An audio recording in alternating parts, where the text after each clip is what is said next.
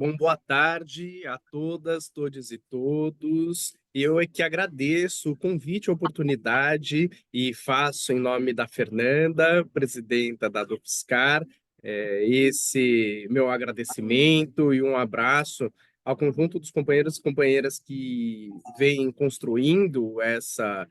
assembleia e que construíram também um processo tão importante que foi assim reconhecido, não só por aclamação, mas com muita felicidade pelo conjunto da militância do Sindicato Nacional, de retomada a vinculação com a nossa entidade em um processo não só cauteloso, profundo no que foi a sua mobilização e articulação, um processo massivo, posso dizer, de participação da base da Dufscar e que proporcionou, como o Fernando há pouco nos disse, esse momento apoteótico, né, maravilhoso, que foi o da homologação da Dufscar enquanto seção sindical do Andes. Né? Depois desse apartar de algum tempo das nossas construções conjugadas e que vem não só em um momento que ele é bastante significativo do processo de articulação e lutas do conjunto dos professores e professoras das instituições federais de ensino superior, mas que nos lança diante, inclusive, do que foram os desafios enfrentados por esse mesmo 42º Congresso, a lida de diversas questões de suma importância para o conjunto da nossa categoria. E bem, nós estamos já há mais de ano dando importantes embates e travando diálogos, sobretudo na Mesa Nacional de Negociação Permanente, com o governo federal, para lida com questões fundamentais que passam desde a recomposição da nossa remuneração corroída desde o golpe, de forma extremamente significativa, e que no desgoverno de Jair Bolsonaro acabou trazendo toda uma série de implicações duríssimas ao conjunto do professorado nas universidades federais, e eu, como docente da Universidade Federal de Minas Gerais, né, partilhando a Isso, toda carreira. hora, toda hora. Só um minutinho, É, gente. Vamos lembrar de desligar os microfones, por favor, para não vazar o som. Desculpe, Gustavo, Acontece, interrupção. acontece, que é isso, né? Eu, como docente da Universidade Federal de Minas Gerais e partilhando, né, da situação comum aqui, cada um e cada uma de vocês experimenta quanto à carreira, remuneração e todas as interdições que elas se colocaram nas nossas qualidades e condições de vida no último período, sei bem, né, o quanto que se faz cada vez mais urgente, para além do que foram gestos importantes lançados, como uma recomposição emergencial, ainda que tímida, no início do governo Lula-Alckmin, de 9% da nossa remuneração, em seguir avançando em recompor o que foram essas perdas históricas. Né? E, infelizmente, né, em que pese o conjunto dos servidores públicos federais, nesse último período, tenha se colocado a negociar, a trazer a discussão junto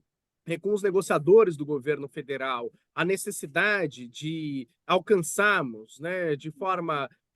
significativa a atenção das nossas demandas remuneratórias, mas também outras tantas, de natureza extraeconômica, como, por exemplo, as questões de regulamentação da negociação coletiva no âmbito federal, por meio da regulamentação da Convenção 151 da Organização Internacional do Trabalho, a liberação às expensas da União, dos dirigentes sindicais, a revogação de toda uma série de medidas que foram implementadas desde o golpe até o início da atual gestão do governo federal, no que se refere à gestão previdenciária, ao que é o controle do exercício do direito de greve, entre outras tantas medidas bastante significativas, e que, diante desse silêncio, uma carência de respostas, né, lançou ao conjunto dos servidores do âmbito da educação, dos quais não nos excluímos, né, a necessidade de lançar mão de outros repertórios de Nossa, pressão gente, que não por não tão tem. somente aqueles que viemos construindo. Gente, mania que não a gente entende só isso aqui. Gente, Desculpa, acho que é Gustavo. Vamos lá, Gustavo, desculpa. Bom, que eu acho que eu que fui multado aqui no fim. Mas usar.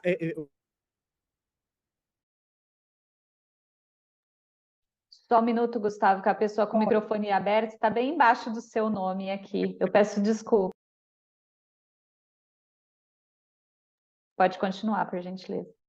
Tá ótimo, obrigado, Flávia. Mas, bem, é fundamental que nós possamos utilizar de outros repertórios de pressão que não por tão somente o que eram mobilizações pontuais, simbólicas, em Brasília, mas sim utilizando do que são os remédios que, ainda que não sejam os mais desejáveis, são aqueles mais eficazes na consecução do que são os nossos mais radicais interesses, né? Os nossos mais profundos e imediatos interesses que passam, como mencionei, também pela recomposição orçamentária das universidades e a possibilidade de termos acréscimos de salário. E foi nesse sentido, né, que entendendo, né, o que foram as últimas rodadas dessa mesa de negociação nacional permanente e a carência de indicativos de um reajuste para esse ano de 2024, que de uma forma acachapante, eu vou dizer aqui, a massa maioria dos delegados e delegadas que estiveram no Congresso do Andes apontaram a imprescindibilidade de construirmos uma greve no primeiro semestre de 2024, junto a outros servidores da educação, e aqui, lembrando, como Fernanda mencionou no caso específico da Federal de São Carlos, mas que já chega a quase 6 dezenas de universidades em todo o país. Os técnicos administrativos em educação já se encontram em greve, já se encontram mobilizados em prol das mesmas pautas, que também são de comum interesse, na sua massa maioria, do conjunto dos servidores públicos federais, que indicam, né, não só a construção de um Dia Nacional de Mobilizações e Paralisação no 3 de abril, mas também uma jornada importante de construção de mobilizações e lutas para a semana que se inicia no dia 15 de abril, com uma jornada e uma mobilização, né,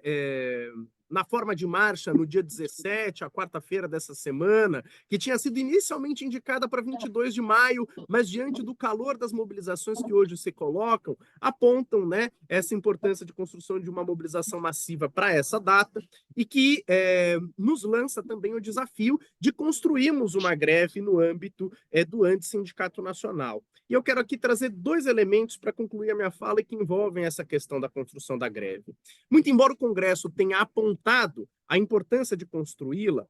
ela não se constitui a partir de uma posição verticalizada ou se constitui por decreto. A greve, enquanto ferramenta, para o conjunto dessa categoria, precisa ser construída nas nossas bases, nas nossas assembleias, e momentos como esse, para acumular sobre a importância da sua construção, são indispensáveis para que, em um momento futuro, possam se ter deliberações no sentido da sua deflagração ou não. Então, a mobilização, a participação, e hoje aqui a gente está chegando a 140 pessoas presentes nesse espaço, ela é de suma relevância para esse processo que é o da construção de uma greve, né? Que não se coloca por então somente na vontade, não se constrói pelo WhatsApp, não se constrói em casa de pijama, se constrói nos nossos espaços de trabalho e a partir da articulação e diálogo nas nossas bases, nos nossos departamentos, com os nossos e nossas colegas, que é desse modo que a gente tem condição de efetivamente de mobilizar e impactar o conjunto da universidade com a nossa pressão política. E o segundo elemento é ter em conta o quanto que esse ferramental ele foi eficaz no último período na construção de toda uma série de mobilizações. E eu sou um professor, jovem doutor, ingressante na universidade pública a partir das políticas do Reúne, ainda mestre, mas que estou nessa categoria tem 8 anos. E nesses 8 anos, não foram poucas as greves que foram construídas pelo Serviço Público Federal e pelo ANDE, Sindicato Nacional, de forma mais específica, somadas a outras tantas mobilizações. Digo aqui, por exemplo, que o meu batismo sindical dentro do ANDES, ele se deu no ano de 2016, logo após o golpe, enquanto articulador lá na Universidade Federal de Lavras e nacionalmente da greve que deu embate à assim chamada PEC do fim do mundo, né, emenda constitucional 55, que virou, né, aliás, a PEC 55 que virou emenda constitucional 95 de 2016, e também a medida provisória que foi a antessala do novo ensino médio, né? Foram esses os pontos de pauta em 2016, já depois do golpe que nós empenhamos. Diversas greves nacionalmente foram construídas no período pandêmico, sob Bolsonaro, para enfrentar o que foi uma assodada tentativa de retomada das atividades presenciais, com vistas à preservação da nossa vida. Greves sanitárias polvilharam por todo o país, sobretudo em espaços em que essa tentativa de retomada apressada se deu. Importante registrar também que no ano de 2022,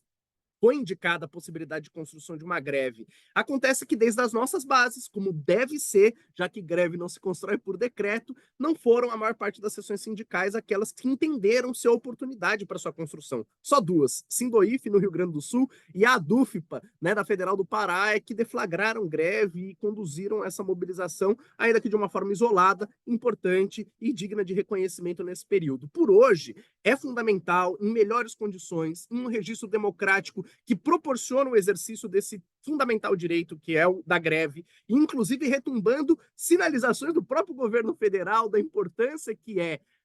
para a categoria e para o conjunto dos trabalhadores e trabalhadoras se mobilizarem para que o andar de cima, os rentistas, aqueles que disputam a vera os fundos públicos com vistas ao direcionamento por interesse do capital, não sigam nadando de braçada, que os servidores e servidoras possam caber no orçamento, estejam presentes no orçamento e que as universidades possam ter a sua sobrevida com condições de trabalho para nós, permanência estudantil, estrutura,